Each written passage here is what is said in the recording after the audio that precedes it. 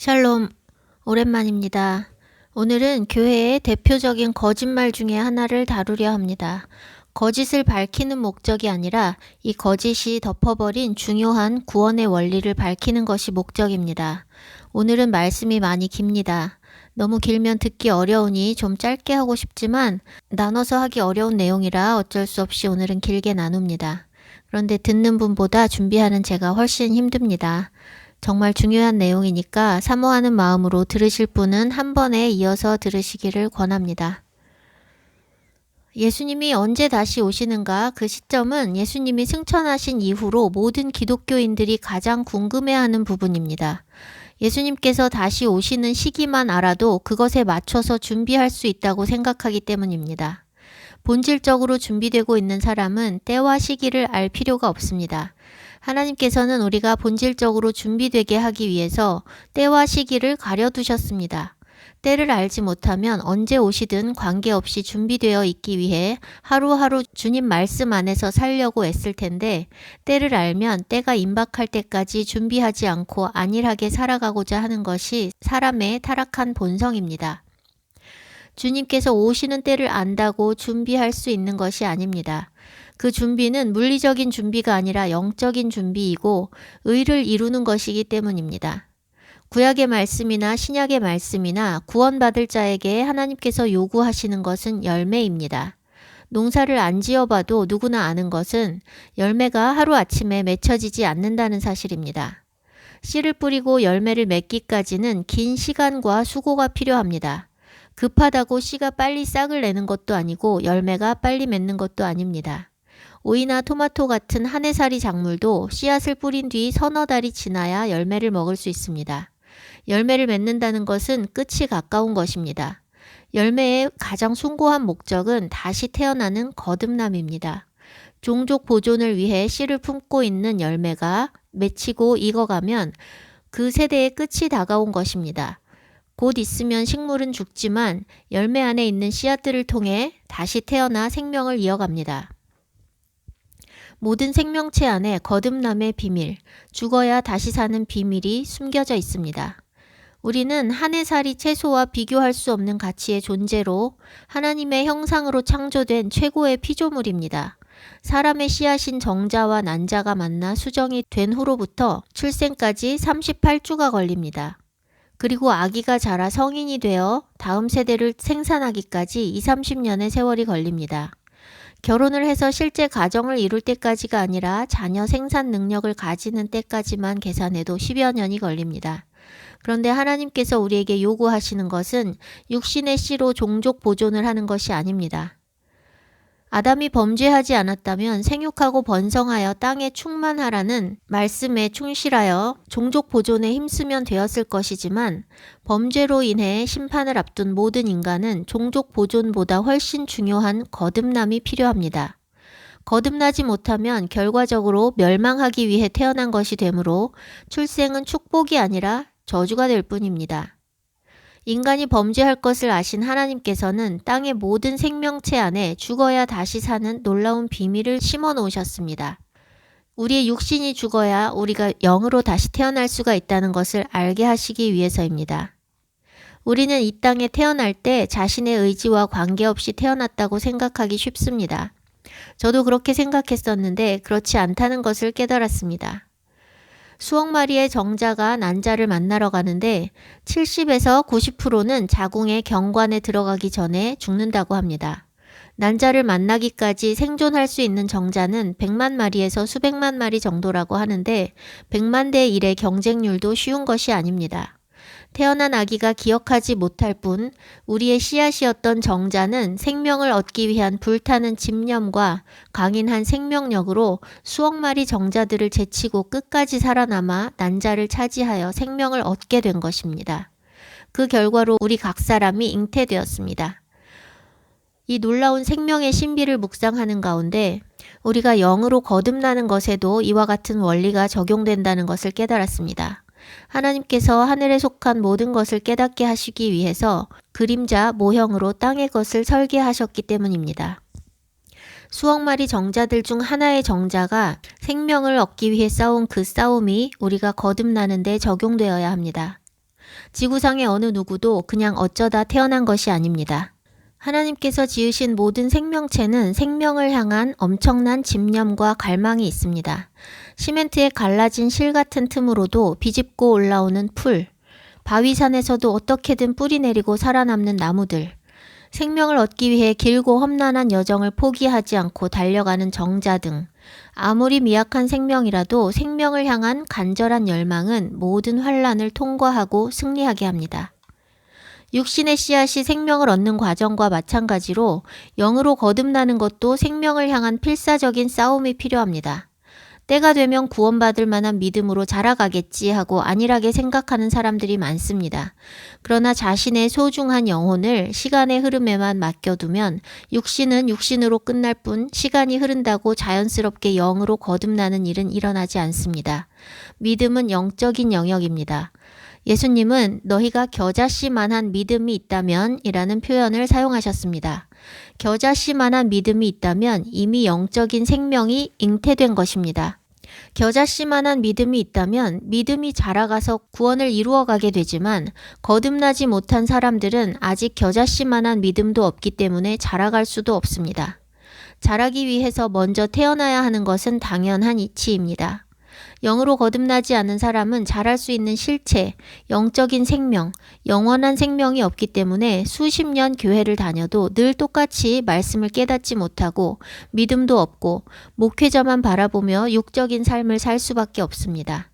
시간이 흐를수록 믿음이 자라고 온유해지고 겸손해지는 것이 아니라 반대로 메마르고 목이 고다지고 자신을 높이고 섬김받으려 하는 것이 거듭나지 못한 사람들의 특징입니다.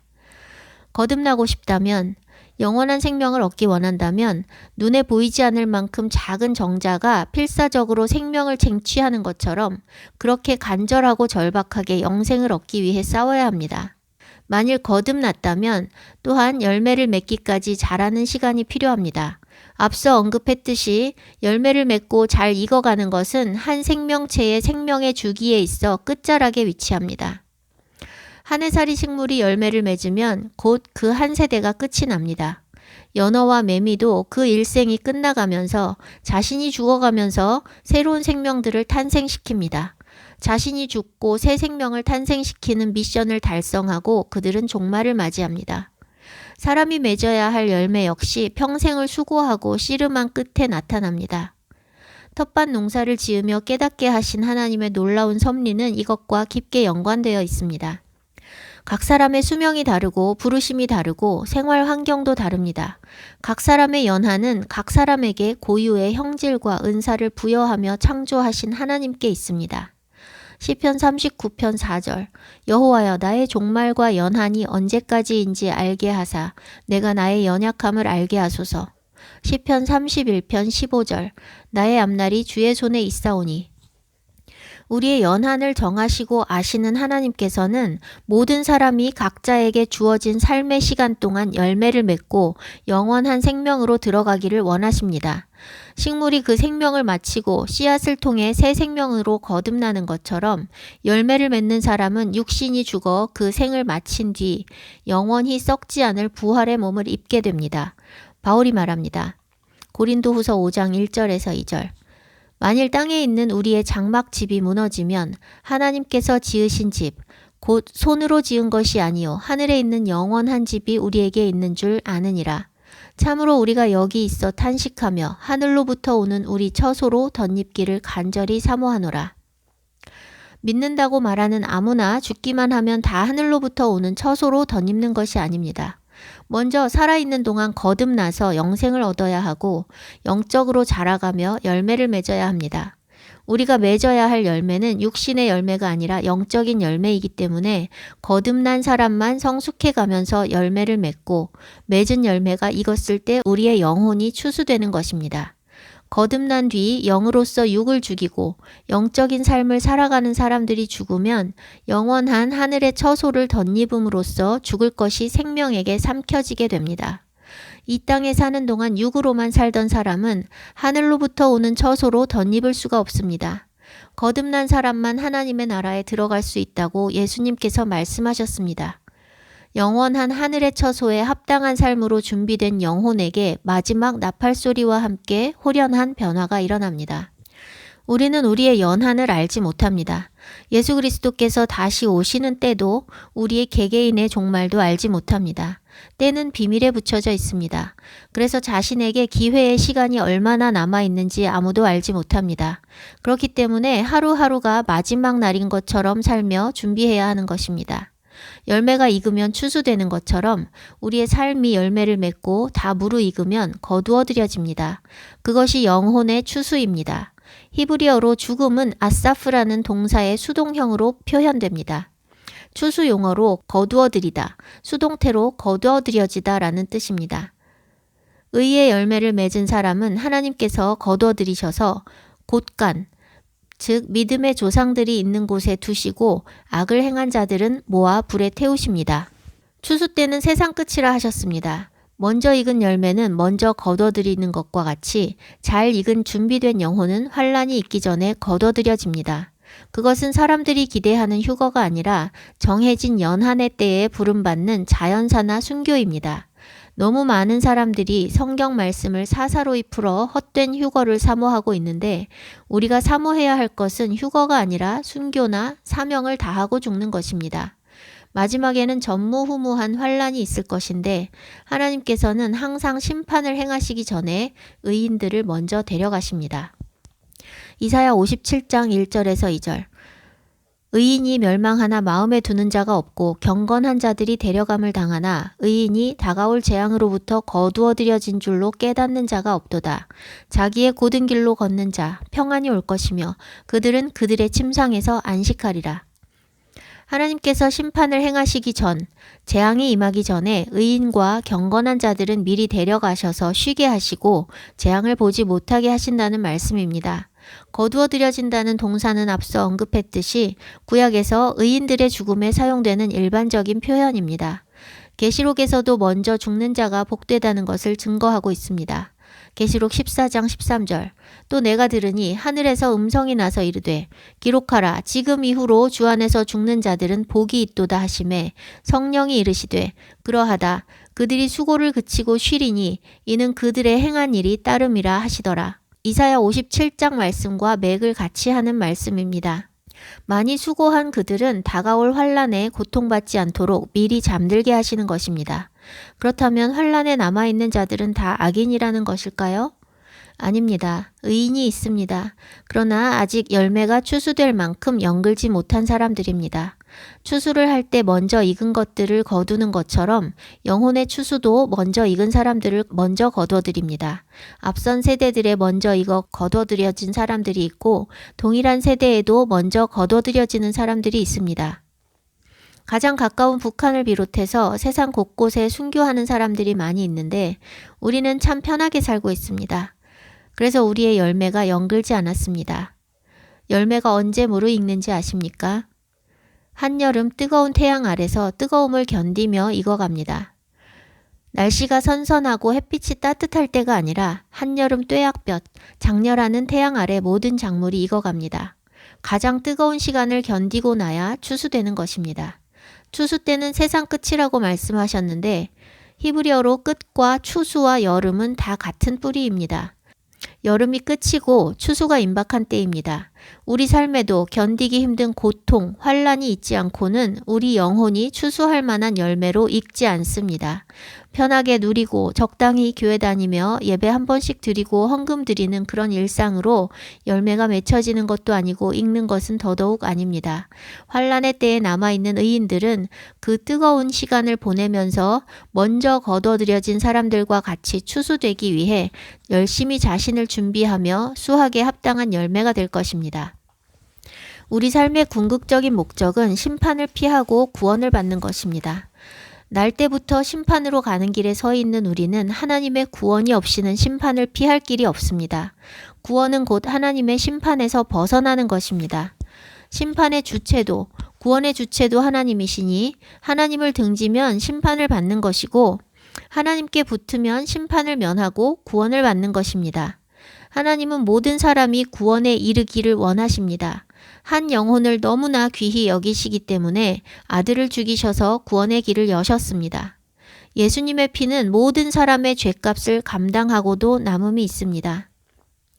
에스겔 18장 23절 주 여호와의 말씀이니라. 내가 어찌 악인이 죽는 것을 조금인들 기뻐하랴. 그가 돌이켜 그 길에서 떠나 사는 것을 어찌 기뻐하지 않겠느냐. 32절 주 여호와의 말씀이니라. 죽을 자가 죽는 것도 내가 기뻐하지 아니하노니 너희는 스스로 돌이키고 살지니라. 베드로후서 3장 9절 주의 약속은 어떤 이들이 더디다고 생각하는 것 같이 더딘 것이 아니라 오직 주께서는 너희를 대하여 오래 참으사 아무도 멸망하지 아니하고 다 회개하기에 이르기를 원하시느니라. 악인도 돌이켜 살기를 바라시고 아무도 멸망하지 않기를 바라시는 하나님께서 우리가 영원한 심판에 처해지지 않도록 하나님의 말씀을 각자의 손에 주셨고 마지막 때의 징조도 말씀에 기록해 주셨습니다. 멸망하지 않고 생명을 얻기 위해서 어떻게 살아야 하는지 구구절절히 기록해 주셨습니다. 그런데 말씀이 사람들의 손에만 있고 마음속에 있지 않기 때문에 구약의 이스라엘 백성과 같이 오늘날 기독교인들도 종된 자로 살아가고 있습니다. 율법을 폐해버렸으면서 율법의 종이 되어 있습니다. 율법이 폐해졌다고 생각하는 사람들은 율법의 계명 하나하나를 지키면 율법의 종이 되는 거라고 착각하고 있는데 결코 그렇지 않습니다.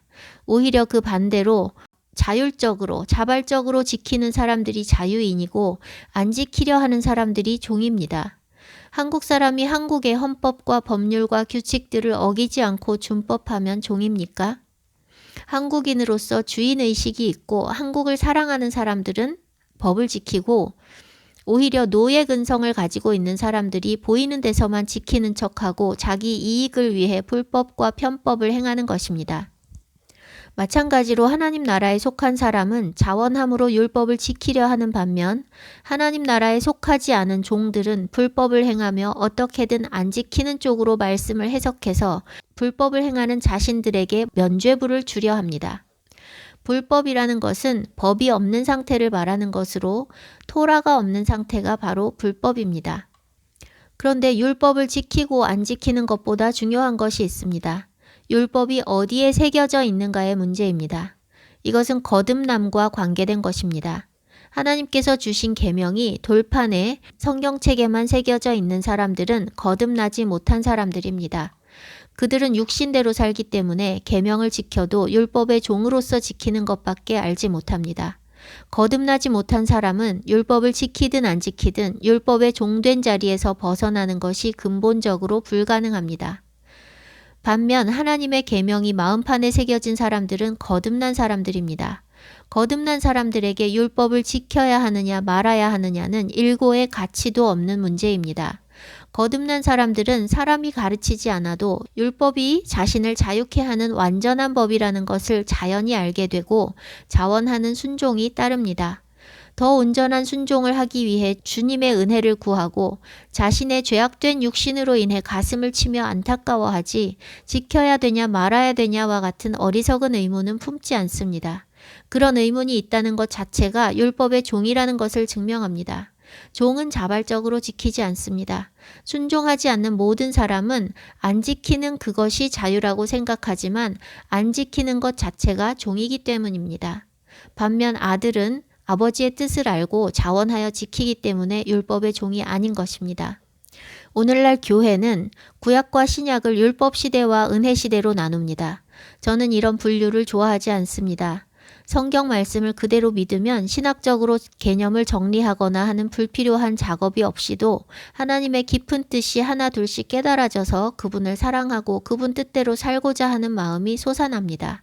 그런데 말씀을 믿지 않는 사람들은 개념을 정리하고 학문으로 체계화해서 그런 지식을 가르치려 합니다. 그렇게 인본적으로 체계화된 지식은 성경적이지 않은 것이 허다합니다. 뇌에 지식이 쌓이는 것으로 하나님을 사랑할 수도 없고 그분 뜻에 순종할 수도 없습니다. 순종은 지식에 기반하지 않고 사랑에 기반합니다. 율법 시대와 은혜 시대로 나눌 수 없는 이유는 오늘날도 그들이 말하는 율법 시대에 속해 살고 있는 사람들이 대부분이기 때문입니다. 앞서 언급했듯이 율법을 안 지키고 싶어 하는 사람들, 즉 종의 정체성으로 살아가고 있는 사람들은 그들이 말하는 은혜 시대에 들어가지 못하고 율법 시대에 머물러 있는 사람들입니다. 그들이 말하는 율법 시대와 은혜 시대를 구분짓는 것이 무엇일까요? 단순히 구약은 율법 시대이고 신약은 은혜 시대라고 말하는 것은 1차원적인 구분입니다. 구약 시대에 태어나면 무조건 율법 아래 있고 신약 시대에 태어나면 무조건 은혜 아래 있다고 생각하는 것은 성경적이지 않습니다. 각 사람이 옛 언약 아래 있느냐, 예수 그리스도로 말미암은 새 언약 아래 있느냐가 중요합니다. 새 언약은 이미 선포되었지만 선포되었다고 모든 사람이 새 언약 아래 있는 것이 아닙니다. 그 부분에 대해서는 실례를 들어서 이따가 다시 나눌 것입니다. 옛 언약과 새 언약의 다른 점이 무엇인 줄 아십니까? 옛 언약과 새 언약이 무엇을 말씀하시는 것인지, 그 차이가 무엇인지 먼저 바로 알아야 합니다. 새 언약은 예수 그리스도의 피로 말미암은 것인데 그것을 먼저 말씀으로 확인해 보겠습니다. 누가복음 22장 20절. 이 자는 내 피로 세우는 새 언약이니 곧 너희를 위하여 붓는 것이라. 히브리서 12장 24절. 새 언약의 중보자이신 예수와 및 아벨의 피보다 더 나은 것을 말하는 뿌린 피니라. 이 말씀들은 옛 언약이 새 언약으로 갱신되는 것이 예수 그리스도의 피로 말미암았다는 것을 증거하고 있습니다. 그러면 이제 새 계명이 무엇인지 살펴볼 것인데 그에 앞서서 먼저 율법사의 질문에 예수님께서 말씀해 주신 옛 계명의 에센스를 보겠습니다. 마태복음 22장 37절에서 40절. 예수께서 이르시되 내 마음을 다하고 목숨을 다하고 뜻을 다하여 주 너의 하나님을 사랑하라 하셨으니 이것이 크고 첫째 되는 계명이요 둘째도 그와 같으니 내 이웃을 내 자신같이 사랑하라 하셨으니 이 두 계명이 온 율법과 선지자의 강령이니라. 이제 새 계명입니다. 요한복음 13장 34절 35절. 새 계명을 너희에게 주노니 서로 사랑하라. 내가 너희를 사랑한 것 같이 너희도 서로 사랑하라. 너희가 서로 사랑하면 이로써 모든 사람이 너희가 내 제자인 줄 알리라. 새 계명을 주신다고 말씀하셨는데 서로 사랑하라는 것이 새로운 내용인가요? 옛 계명도 새 계명도 사랑하라는 것입니다. 계명과 율법이 다른 거 아니냐 하는 의문이 있을 수도 있어 부연합니다. 언약과 계명은 같은 것입니다. 언약의 두 돌판에 새겨진 것이 십계명이었습니다. 계명을 지키는 사람은 약속하신 기업, 하나님 나라를 얻게 된다는 것이 언약입니다. 옛 언약, 구약이 옛 계명이고 새 언약, 신약이 새 계명입니다. 계명을 지키는 자는 하나님과 언약 관계이고 계명을 지키지 않는 자는 언약 관계가 아닙니다. 사도 요한도 계명에 대해 전합니다. 요한일서 2장 7절. 사랑하는 자들아 내가 새 계명을 너희에게 쓰는 것이 아니라 너희가 처음부터 가진 옛 계명이니 이 옛 계명은 너희가 들은 바 말씀이거니와. 그가 전하는 것이 옛날부터 있던 계명이라고 말합니다. 요한 2서 1장 5절에서 6절. 부녀여 내가 이제 내게 구하노니 서로 사랑하자. 이는 새 계명같이 내게 쓰는 것이 아니요 처음부터 우리가 가진 것이라. 또 사랑은 이것이니 우리가 그 계명을 따라 행하는 것이요 계명은 이것이니 너희가 처음부터 들은 바와 같이 그 가운데서 행하라 하심이라. 새 계명을 주셨는데 새로운 게 아닙니다. 본질적으로는 완전히 같습니다. 그럼 새 계명이 무슨 의미입니까? 옛 계명과 똑같은데 왜 굳이 옛 것 대신에 새 것을 주셨을까요? 이제 옛 것과 새 것의 차이가 무엇인지 보겠습니다. 예레미야 31장 31절에서 34절. 여호와의 말씀이니라. 보라 날이 이르리니 내가 이스라엘 집과 유다 집에 새 언약을 맺으리라. 이 언약은 내가 그들의 조상들의 손을 잡고 애굽 땅에서 인도하여 내던 날에 맺은 것과 같이 아니할 것은 내가 그들의 남편이 되었어도 그들이 내 언약을 깨뜨렸음이라. 여호와의 말씀이니라. 그러나 그날 후에 내가 이스라엘 집과 맺을 언약은 이러하니 곧 내가 나의 법을 그들의 속에 두며 그들의 마음에 기록하여 나는 그들의 하나님이 되고 그들은 내 백성이 될 것이라. 여호와의 말씀이니라. 그들이 다시는 각기 이웃과 형제를 가리켜 이르기를 너는 여호와를 알라 하지 아니하리니 이는 작은 자로부터 큰 자까지 다 나를 알기 때문이라. 내가 그들의 악행을 사하고 다시는 그 죄를 기억하지 아니하리라. 여호와의 말씀이니라. 이 말씀은 히브리서 8장 8절 이하에서 인용하여 언급하고 있습니다. 각자 확인해 보시기 바랍니다. 옛 언약과 새 언약의 차이가 무엇인지 파악이 되셨습니까? 법의 내용이 바뀐 것이 아니라 법을 어디에 새겨주시는가가 바뀐 것입니다. 내가 이스라엘 집과 맺을 언약은 이러하니 곧 내가 나의 법을 그들 속에 두며 그들의 마음에 기록하여 돌판에 써주셨던 언약, 계명을 마음판에 새겨주신다는 말씀입니다. 그 결과로 나는 그들의 하나님이 되고 그들은 내 백성이 될 것이라 말씀하십니다. 돌판에 새겨진 법을 받은 이스라엘 백성을 향해서도 하나님께서 그들의 하나님이 되고 그들은 하나님의 백성이 될 것이라 말씀하셨지만 그들이 언약을 깨뜨렸기 때문에 결국 하나님의 백성의 신분을 지켜내지 못했습니다. 하나님의 법이 돌판에만 있었기 때문입니다. 그런데 하나님의 법이 마음판에 새겨지면 자원하여 순종하게 되기 때문에 언약을 깨뜨리지 않고 하나님의 백성의 신분을 유지하게 됩니다. 더 이상 서로에게 여호와를 알라고 말할 필요도 없어집니다. 스스로 하나님을 알기 때문입니다. 율법을 지켜야 한다, 말아야 한다 이야기하는 것 자체가 무의미한 이유는 법을 폐기한 것이 아니라 돌판에서 마음판으로 옮겨졌을 뿐이기 때문입니다. 법이 마음판에 새겨지지 않은 사람들, 즉 거듭나지 못한 사람들은 이러한 하나님의 뜻을 알지 못하고 돌판에 새겨진 법이 폐해졌다고 더는 안 지켜도 된다고 하고 있습니다. 말씀을 믿지 않으니 깨닫지도 못하고 엉뚱한 해석을 하며 멸망으로 달려가는 것입니다.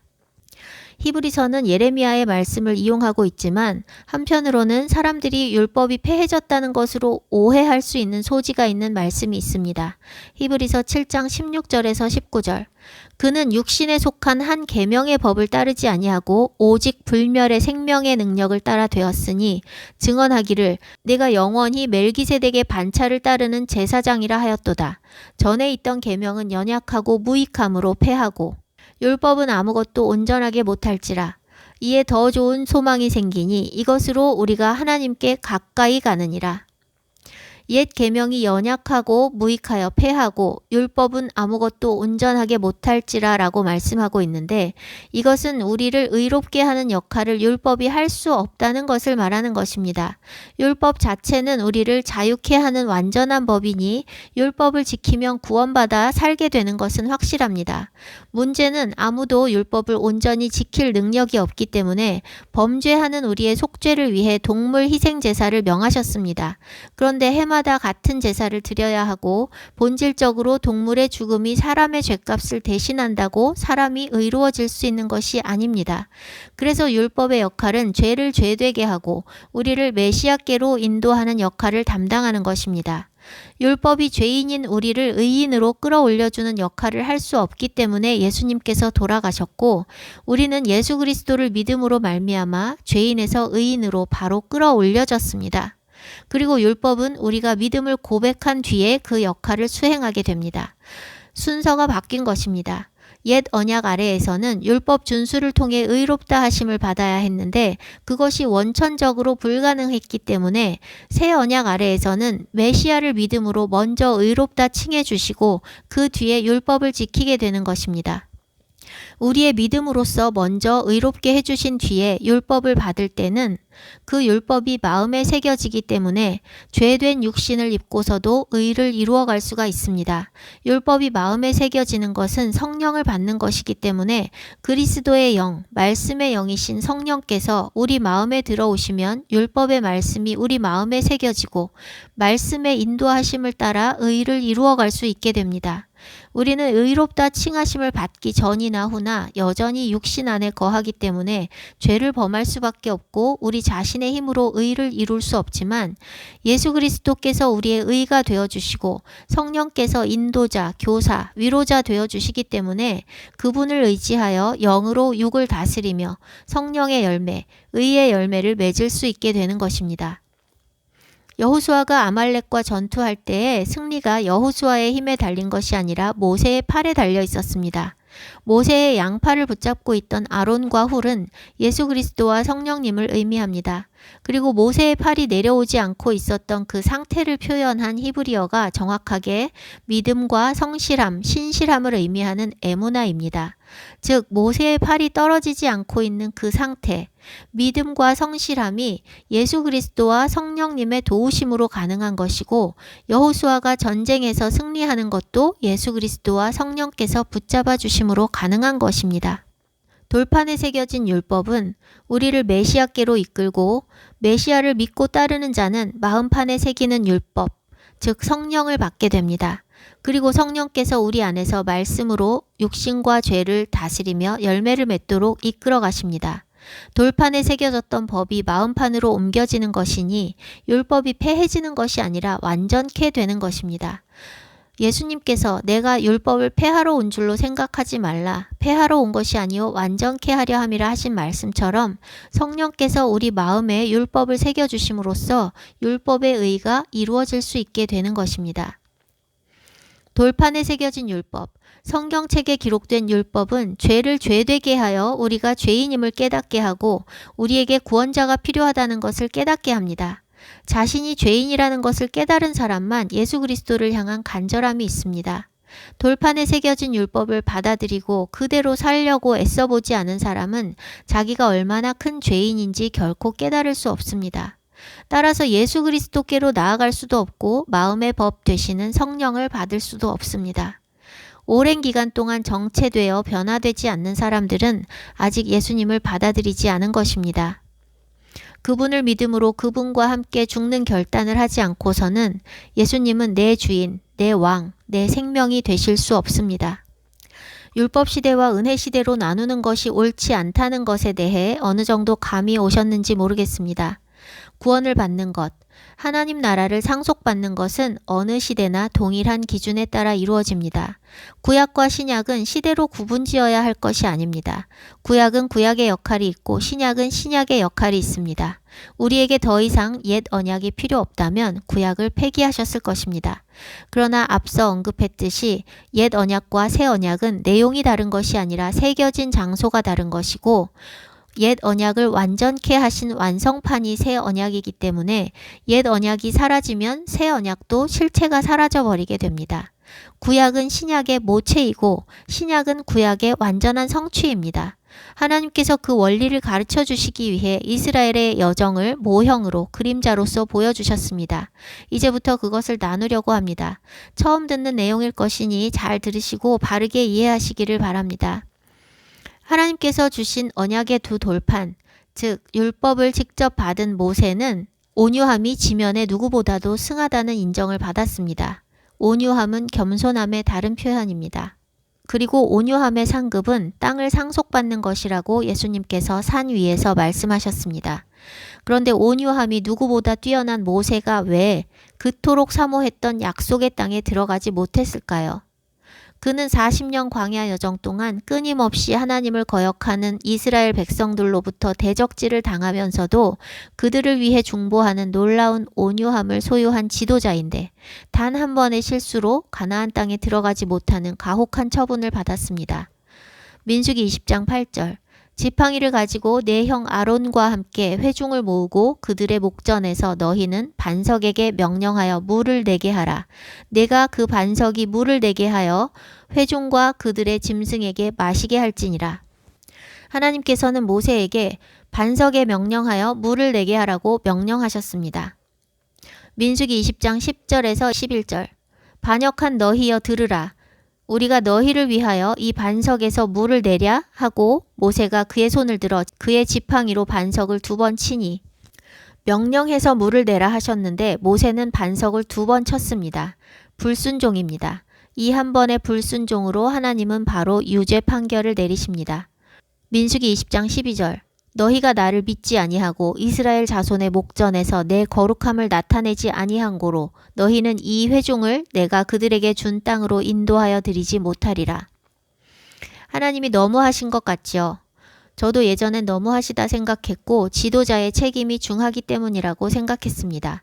그런데 그가 책임이 막중한 지도자여서 한 번의 실수로 가혹한 처분을 받은 것이 아니고 그가 율법을 상징하는 인물이고 믿지 않았기 때문에 약속하신 땅에 들어가지 못한 것입니다. 하나님께서는 너희가 나를 믿지 아니하고 라고 분명하게 모세의 불신을 언급하셨습니다. 믿지 않았기 때문에 못 들어간 것입니다. 율법의 행위로는 아무도 약속하신 기업에 들어갈 수 없다는 것을 확실하게 보여주시는 것이 모세의 한 번의 실수입니다. 야고보서 2장 10절에서 11절. 누구든지 온 율법을 지키다가 그 하나를 범하면 모두 범한 자가 되나니 간음하지 말라 하시니가 또한 살인하지 말라 하셨은즉 내가 비록 간음하지 아니하여도 살인하면 율법을 범한 자가 되느니라. 다 잘했어도 한 번 범죄하면 모든 것을 범한 것과 같습니다. 약속의 땅에 들어가는 것은 구원받는 것, 하나님 나라에 들어가는 것의 모형입니다. 그러나 모세가 들어가지 못한 것은 모세라는 개인이 구원을 못 받았다는 의미가 아니라 그가 율법을 상징하는 인물이었고 믿지 않음으로 인한 거역 때문에 못 들어간 것입니다. 하나님께서 그렇게 설정하신 것입니다. 모세가 그 땅에 들어가지 못한 것은 두 가지 의미가 있습니다. 첫 번째는 한 개인으로서 누구든 율법 하나만 어겨도 들어갈 수 없다는 것을 보여주는 것입니다. 두 번째는 백성을 약속의 땅으로 인도하는 지도자로서 율법이 백성을 하나님의 나라로 인도해 드릴 수 없다는 것을 보여주는 모형입니다. 율법은 연약하고 무익하여 온전케 할 수 없다는 히브리서 말씀은 바로 율법이 백성들을 약속하신 기업으로 인도하여 드리지 못한다는 것을 가리키는 것입니다. 백성들을 약속의 땅으로 인도하는 것은 율법을 상징하는 모세가 감당할 일이 아니었기 때문에 그는 광야에서 자신의 사명을 마쳤고 하나님께서는 백성을 인도해 드릴 새로운 지도자를 세우셨습니다. 여호수아는 예슈아와 같은 이름으로 그 뜻은 구원입니다. 모세는 율법을 상징하고 여호수아는 예슈아를 예표하는 인물입니다. 성경은 지도자가 되기 전에 여호수아를 모세에게 수종드는 자라고 증거하고 있습니다. 여호수아는 율법을 상징하는 모세의 권위 아래 있었던 사람입니다. 예수와께서도 율법의 예에 따라 할례도 받으시고 침례도 받으시고 안식일과 절기를 지키시며 회당에서 말씀을 나누기도 하셨는데 사역하시기 전에 율법의 권위 아래 계셨던 것을 나타냅니다. 요한이 예수와께 침례를 베푸는 것에 대해 어려워하자 이렇게 말씀하십니다. 이제 허락하라. 우리가 이와 같이 하여 모든 의를 이루는 것이 합당하니라. 마태복음 3장 15절 말씀입니다. 율법 아래에서 율법의 의를 이루신 것입니다. 여호와께서 모세에게 너와 같은 선지자를 주실 거라고 말씀하셨습니다. 신명기 18장 18절. 내가 그들의 형제 중에서 너와 같은 선지자 하나를 그들을 위하여 일으키고 내 말을 그의 입에 두리니 내가 그에게 명령하는 것을 그가 무리에게 다 말하리라. 모세 뒤에 일어난 선지자는 여호수아였고 여호수아는 장차 오실 선지자 예슈아를 예표한 것입니다. 여호수아의 인도하에 이스라엘 자손들이 약속의 땅을 차지한 것은 우리가 하나님 나라에 들어가는 것이 율법의 행위로 말미암는 것이 아니라 오직 예슈아를 믿고 그분을 따름으로써 가능하다는 것을 보여주시는 것입니다. 율법의 행위로는 절대 구원받을 수 없기 때문에 모세의 리더십 아래 율법 아래 있던 자들, 출애굽 1세대는 약속의 땅에 들어가지 못하고 다 광야에서 멸망했습니다. 2세대는 약속의 땅에 들어갔는데 그것은 그들이 율법을 지켰기 때문이 아니라 여호수아라는 지도자가 그들을 이끌었기 때문입니다. 돌판에 새겨진 율법 아래 있는 자들은 율법에 순종하지 못해서 약속하신 기업에 들어갈 수 없으나 예슈아를 믿고 예슈아를 따라가는 자들은 믿음으로 기업을 얻을 수 있다는 것을 예표로서 보여주시는 것입니다. 요한복음 1장 12절 영접하는 자 곧 그 이름을 믿는 자들에게는 하나님의 자녀가 되는 권세를 주셨으니 자녀가 되었다는 것은 상속자가 되었다는 것입니다. 기업을 차지하게 되었다는 것입니다. 그러나 그것으로 끝이 아닙니다. 여호수아는 백성을 이끌 때 새로운 법을 말하지 않았고 하나님께서 모세를 통해 주신 율법대로 가르치고 행했습니다. 몇 구절 살펴봅니다. 여호수아 8장 31절 여호와의 종 모세가 이스라엘 자손에게 명령한 것과 모세의 율법책에 기록된 대로 33절 절반은 그리심산 앞에 절반은 에발산 앞에 섰으니 이는 전에 여호와의 종 모세가 이스라엘 백성에게 축복하라고 명령한 대로 함이라. 34절 그 후에 여호수아가 율법책에 기록된 모든 것대로 축복과 저주하는 율법의 모든 말씀을 낭독하였으니 여호수아가 동쪽 지파들을 돌려보낼 때 하는 명령도 마찬가지입니다. 22장 5절 오직 여호와의 종 모세가 너희에게 명령한 명령과 율법을 반드시 행하여. 여호수아가 죽기 전 마지막 설교 때도 마찬가지로 모세의 율법을 따르라고 말합니다. 23장 6절 그러므로 너희는 크게 힘써 모세의 율법책에 기록된 것을 다 지켜 행하라. 이것은 예수야께서 율법과 다른 말씀을 하시는 것이 아니라 율법에 명하는 대로 가르치시고 행하신 것을 나타냅니다. 새 계명이 새로운 내용이 아니라 옛 계명과 똑같은 말씀이라는 것을 아까 살펴보았습니다. 따라서 여호수아의 인도하에 가나안 땅에 들어간 이스라엘 백성들은 율법을 안 지켜도 되는 것이 아닙니다. 율법의 행위에 근거하지 않고 일단 기업을 차지하는 은혜를 입었으나 그때부터 율법을 지켜야 하는 것입니다. 여호와께서 모세를 통해 명하신 율법대로 말입니다. 예수야께서도 율법을 지키셨고 제자들에게 율법을 지키도록 가르치셨고 사도들 역시 율법을 지켰고 그렇게 가르쳤습니다. 예수님께서 말씀하십니다. 마태복음 5장 19절 누구든지 이 계명들 중에 지극히 작은 것 하나라도 버리고 또 그와 같이 사람들을 가르치는 자는 천국에서 지극히 작다 일컬음을 받을 것이요 그것들을 행하며 가르치는 자는 천국에서 크다 일컬음을 받으리라. 또 말씀하십니다. 마태복음 7장 21절 나더러 주여 주여 하는 자마다 다 천국에 들어갈 것이 아니요 다만 하늘에 계신 내 아버지의 뜻대로 행하는 자라야 들어가리라. 먼저 구원을 받고 율법을 행함으로써 구원을 이루어 가도록 하신 것이 예수님께서 오셔서 하신 일입니다. 먼저 구원을 받았다고 율법을 지키지 않아도 되는 것이 아니라는 것은 이스라엘 백성들이 결국 그 땅에서 쫓겨나는 것을 통해서 증명됩니다. 약속하신 기업을 받았다고 다 이룬 것이 아니라 그때부터 시작해서 말씀에 순종하는 삶으로써 하나님의 백성된 신분을 유지했어야 하는데 결국 그 땅에서 쫓겨납니다. 구원받았다고 끝이 아니라는 것을 가르치시는 것입니다. 그 땅에 들어간 것은 출발이지 완성이 아닙니다. 그 땅에서 순종하며 살 때 하나님의 백성으로 살아가는 것이고 불순종하면 쫓겨나고 하나님의 백성의 신분을 박탈당하는 것입니다. 오늘날 기독교인들이 예수 그리스도를 믿음으로써 구원을 받는 것도 마찬가지로 구원의 시작일 뿐이며 그때로부터 율법의 말씀에 순종함으로써 받은 구원을 이루어가야 하는 것입니다.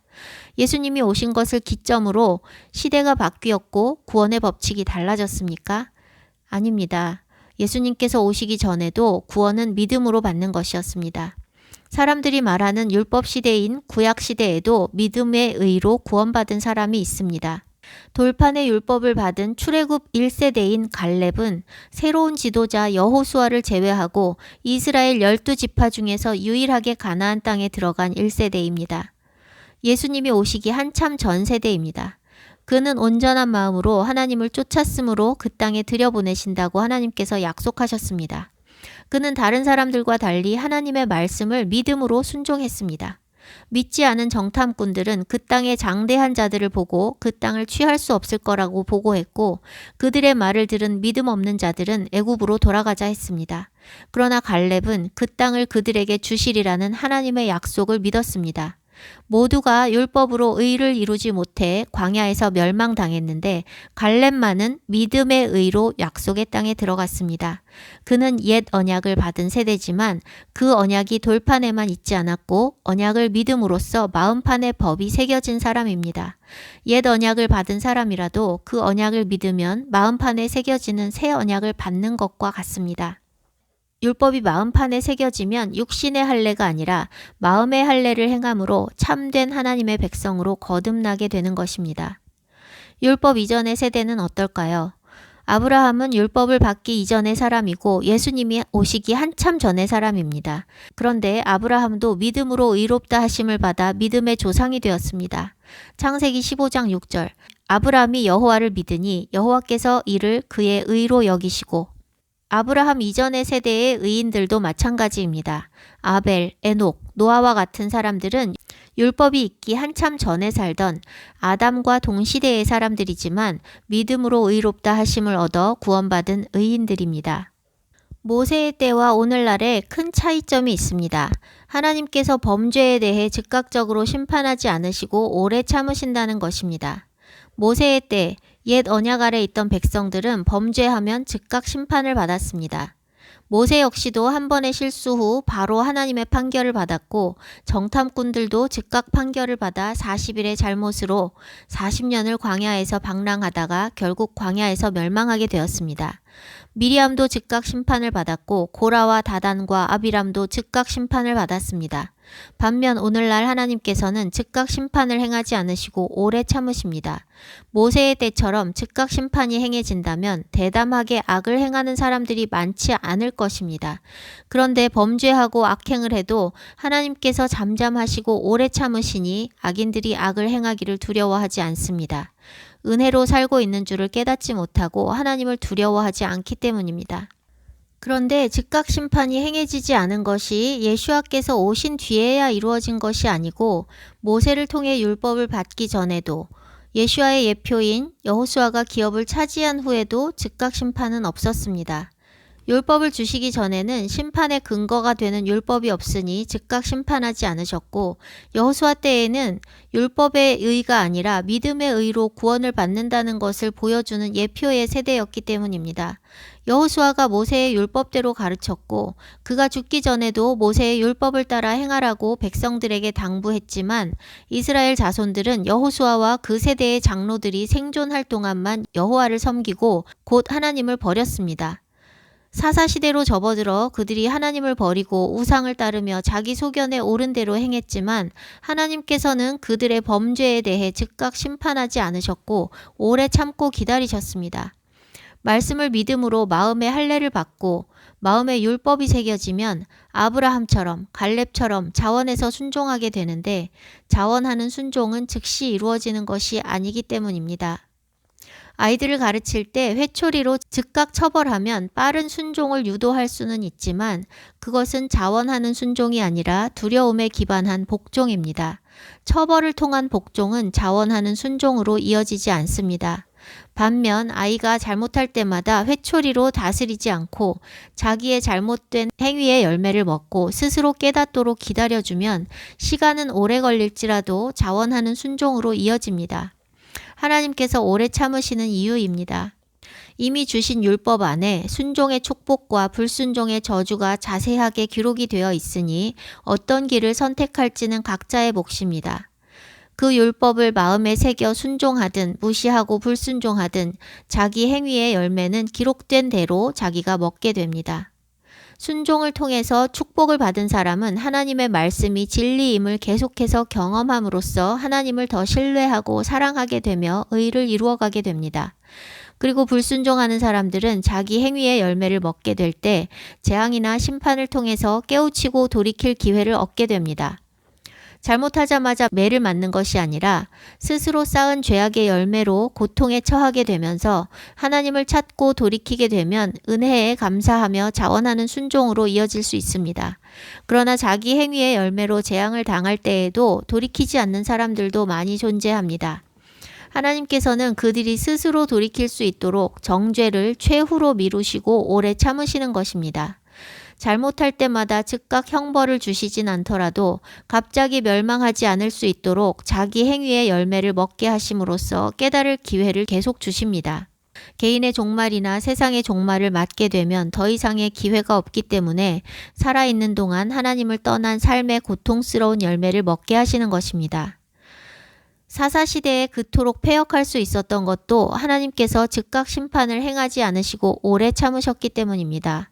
바로 매를 드시는 대신에 그들의 악행이 차기까지 참아주시다가 그들의 대적들을 일으키셔서 압제와 탈취를 당하게 하셨습니다. 그러면 그들은 돌이켜 하나님께 부르짖었고 하나님께서는 구원자로 사사를 일으키셔서 그들에게 다시 평화를 주셨습니다. 율법에는 1년에 한 번 속죄일에 대제사장이 백성을 대신하여 속죄의 희생을 드리도록 규정하고 있는데 여호수아의 인도로 약속의 땅을 차지한 때로부터 이미 제사장의 속죄 희생을 근거로 용서해 주신 것이 아니라 돌이켜 부르짖으면 사하시고 구원해 주신 것입니다. 사사시대에는 제사장이나 선지자들의 활동이 없었습니다. 사사시대의 이스라엘의 지도자는 사사들이었고 그들 대부분은 적들로부터 이스라엘을 건지는 전쟁 영웅일 뿐 영적 지도자로서의 역할을 한 것은 나타나지 않습니다. 사사시대에는 모세나 여호수아와 같은 위대한 영적 지도자가 없었기 때문에 사람들이 자기 소견에 옳은 대로 행하고 사는 암흑과 같은 시기였으니 모세의 법대로 하나님을 섬기지 않았습니다. 그런데 그들이 속죄제를 드리지 않아도 돌이켜 부르짖으면 용서하시고 구원해 주신 것은 그들에게 율법의 의가 아니라 믿음의 의를 요구하신 것을 나타내는 것입니다.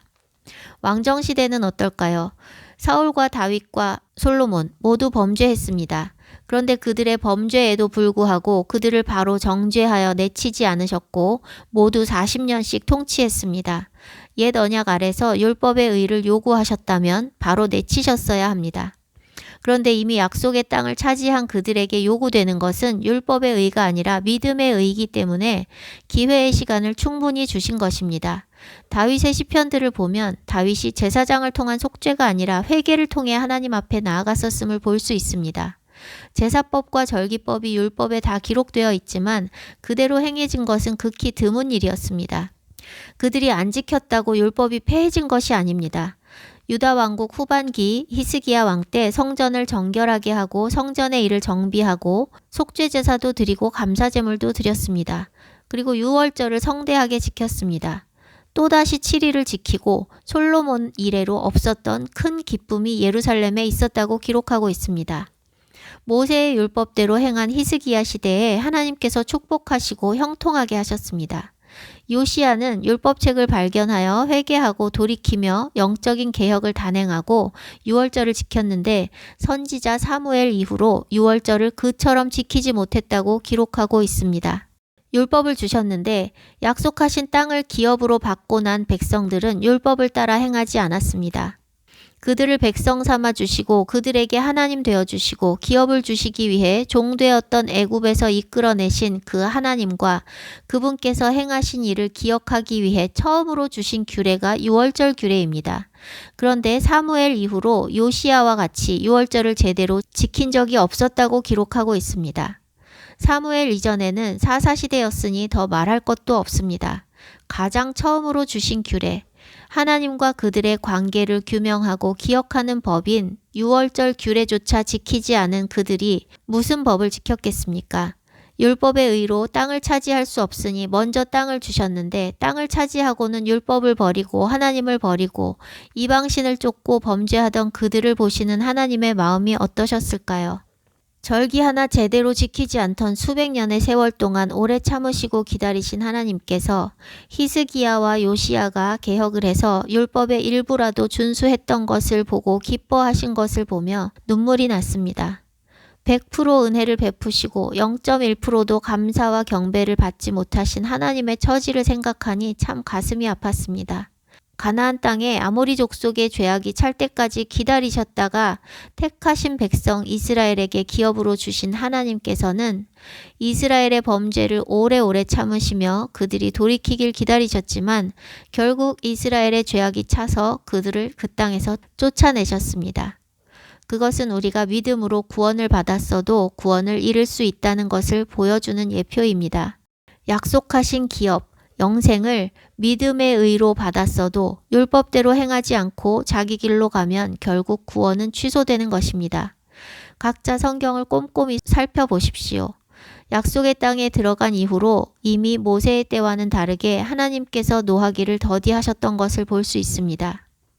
율법 시대와 은혜 시대를 나누는 것은 맞지 않다는 것을 여러 가지 측면에서 살펴보았습니다.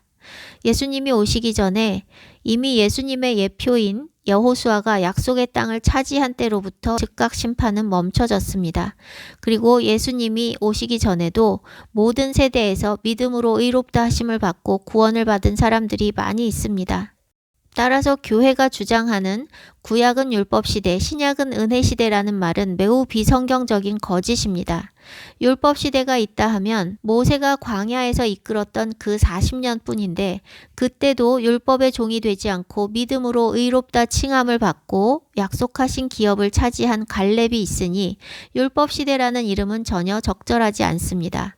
하나님께서 40년 광야 여정 가운데 즉각 심판을 행하시고 모든 1세대를 광야에서 멸망하게 하신 것은 율법의 행위로는 아무도 구원을 받을 수 없다는 것을 보여주시기 위한 예표입니다.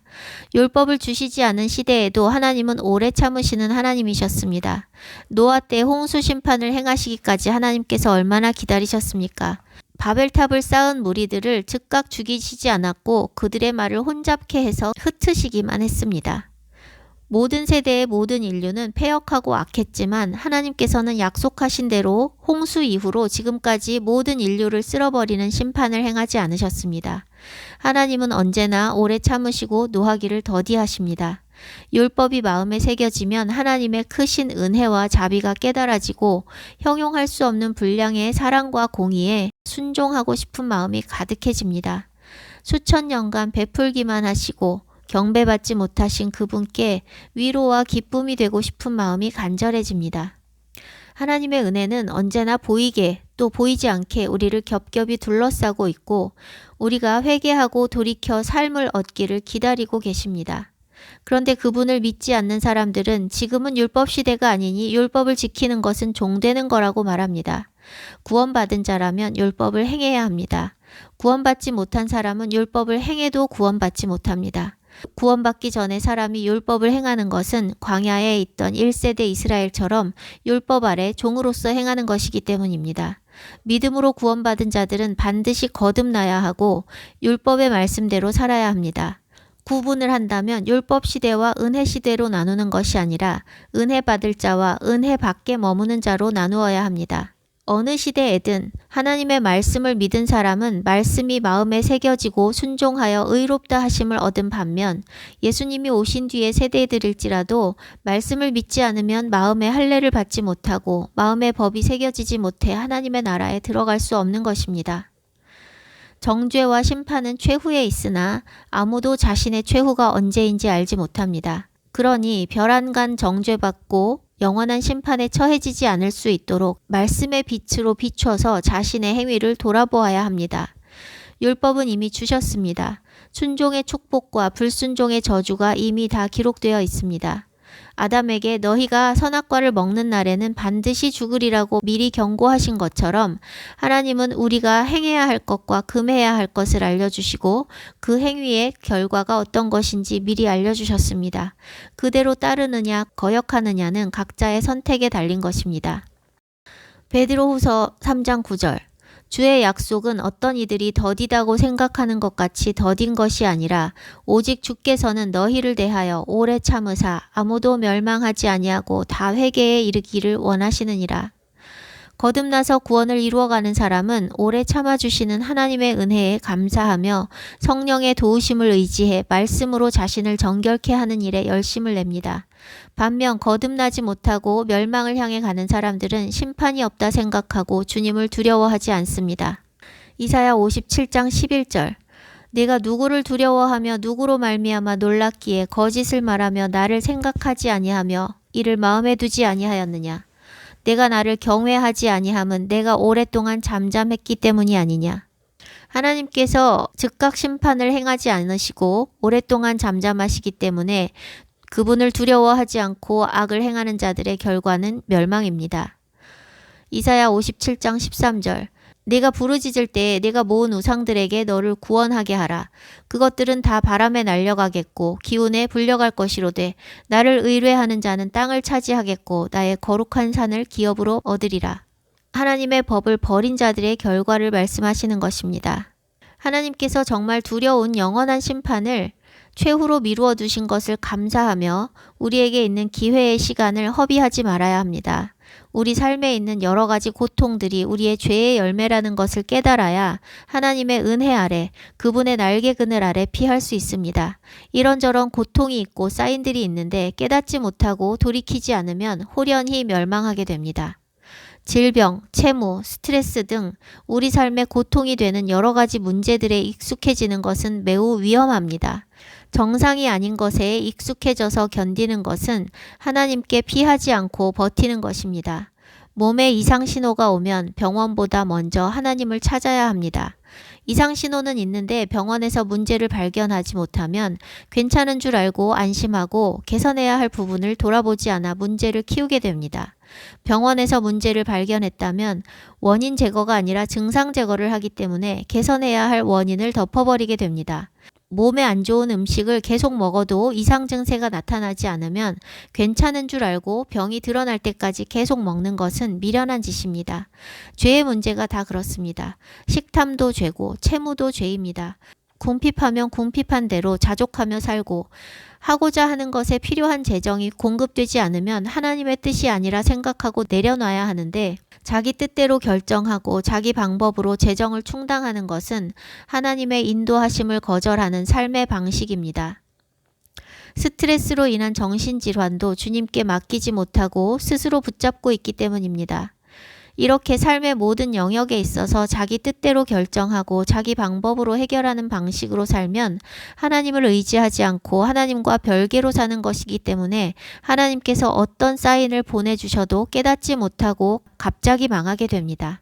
매일의 삶 속에서 하나님께서 보여주시는 사인을 깨달아야 합니다. 큰일이 터질 때까지 방심하고 가던 길로 계속 가는 것은 은혜가 아니라 율법 아래 머무는 것입니다. 매를 맞아야 정신 차리는 것은 스스로 율법의 종이 되는 것입니다. 은혜의 시대라는 말에 속지 마십시오. 은혜의 시대는 따로 있지 않습니다. 어느 시대든지 은혜 받을 자와 은혜 밖에 있는 자가 있을 뿐입니다. 출애굽기 33장 19절 여호와께서 이르시되 내가 내 모든 선한 것을 내 앞으로 지나가게 하고 여호와의 이름을 내 앞에 선포하리라. 나는 은혜 베풀 자에게 은혜를 베풀고 긍휼히 여길 자에게 긍휼을 베푸느니라. 은혜 받을 자가 되기를 사모하십시오. 은혜 받을 자는 은혜를 사모하는 사람입니다. 개들에게 귀한 것을 주지 말고 돼지에게 진주를 던지지 말라 하신 주님께서는 귀한 것을 아무에게나 주지 않으십니다. 은혜 시대라는 말은 신약 시대에 태어나는 모든 사람은 율법 없이 막 살아도 은혜 아래 있다는 거짓을 믿게 합니다. 값으로 매길 수 없이 귀한 하나님의 은혜를 값싼 것으로 만드는 거짓이 교회에 만연합니다. 하나님은 은혜를 받을 만한 자에게 은혜를 베푸십니다. 교회가 율법 시대라고 칭하는 때에 태어난 자가 율법의 종이 아니라 율법을 안 지키는 자가 율법의 종입니다. 교회가 은혜 시대라고 칭하는 때에 태어난 자가 은혜 아래 있는 것이 아니라 마음에 새겨진 율법을 온전히 지키고자 주님의 은혜를 간절히 사모하는 자가 은혜 아래 있는 것입니다. 은혜 아래 머무는 사람은 작은 일에도 주님의 은혜를 깨닫고 작은 사건을 통해서도 주님의 경고하심을 깨닫지만 율법에 종된 사람은 호되게 매를 맞아야만 정신을 차립니다. 시편 32편 8절 9절 내가 네 갈 길을 가르쳐 보이고 너를 주목하여 훈계하리로다. 너희는 무지한 말이나 노새같이 되지 말지어다. 그것들은 제갈과 굴레로 단속하지 아니하면 너희에게 가까이 가지 아니하리로다. 무지한 말이나 노새같이 되지 마십시오. 제갈과 굴레로 단속하는 짐승, 엄하게 다스려야 하는 종처럼 되지 마십시오. 자원하여 아버지의 말씀에 순종하는 사람이 아들입니다. 신약을 은혜 시대라고 하면서 구약, 옛 언약을 패한 교회의 거짓에 속지 마십시오. 요한복음 5장 46절 47절 모세를 믿었더라면 또 나를 믿었으리니 이는 그가 내게 대하여 기록하였음이라. 그러나 그의 글도 믿지 아니하거든 어찌 내 말을 믿겠느냐. 예수님께서 하신 말씀입니다. 모세의 글, 즉 율법을 믿는 자가 예수님을 믿는 것이고 율법을 믿지 않는 자는 예수님의 말도 믿지 않는다는 것입니다. 율법이 곧 예수님이십니다. 말씀이 육신이 되어 오신 분이 예수님이십니다. 그리고 새 언약이 곧 옛 언약입니다. 옛 언약을 진정으로 믿는 사람이 예수 그리스도를 믿는 것이고 예수 그리스도를 믿는 사람이 새 언약을 마음에 받는 것입니다. 모세의 글을 패한 사람은 예수님을 패한 것입니다. 율법 시대와 은혜 시대는 없습니다. 율법을 통해 은혜 안으로 들어가야 합니다. 돌판의 율법을 통해 예수아를 믿고 예수아를 통해서 마음판의 율법을 받으십시오. 마음판에 새겨진 율법의 말씀에 따라 육신을 죽이고 의의 열매를 맺어 잘 익은 열매로 추수되시기를 축복합니다.